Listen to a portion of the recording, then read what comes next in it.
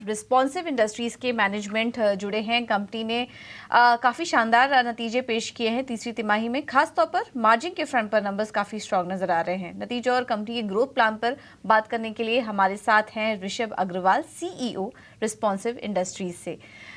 Rishabh ji, thank you so much ET now Swadesh को समय देने के लिए। तो शुरुआत तो पहले मार्जिन के नंबर से ही करेंगे। बेहद ही स्ट्रॉन्ग नंबर्स 14.94% से बढ़कर 25% के मार्जिन के नंबर्स आए हैं।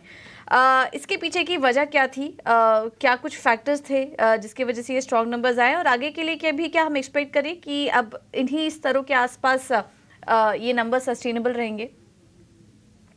जी, so this numbers they have come from three vertical segments. तो हमारे तीन सेगमेंट है मेन जो हम लोग ये नंबर्स ड्राइव करते हैं. One is the luxury vinyl plank segment, which is a 100% waterproof plank, which is in export driven markets. तो हम लोग के यूएस में, यूरोप में, overseas sales has been काफी strong, and we have taken a while to establish ourselves in this segment.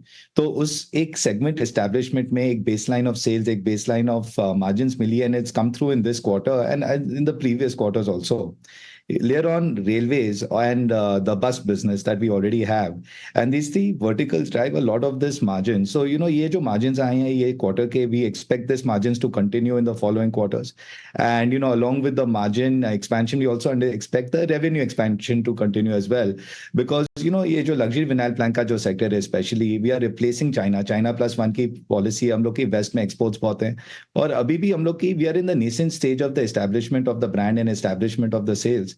तो ये margins is just the start of the story. We expect it to continue to grow and continue to go in the right direction. Rishabh जी नमस्कार, अभिषेक बोल रहा हूँ sir. एक गुजारिश है हमारे दर्शकों के लिए, आपसे चाहेंगे, आपकी हिंदी तो वैसे अच्छी है, थोड़ा हिंदी में आप जवाब देंगे तो दर्शकों को सहूलियत हो जाएगी।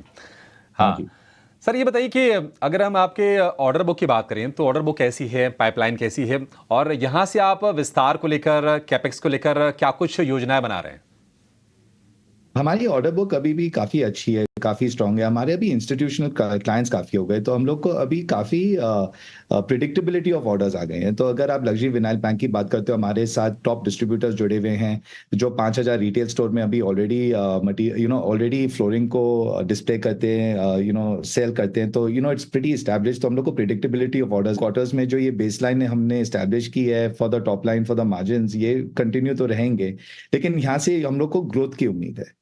आपने कैपेक्स के बारे में पूछा था. कैपेक्स में भी हमारी यूटिलाइजेशन 65-70% है, तो अभी हमारे पास थोड़ी रूम है ग्रोथ के लिए. हमारी कंपनी अभी जीरो डेट है. सो द आइडिया इज कि अभी ये यूटिलाइजेशन को हम लोग 90-95%, 100% तक लेके जाए, फुल्ली यूटिलाइज करें हमारी कैपेसिटी को, हमारी कैपेबिलिटी को.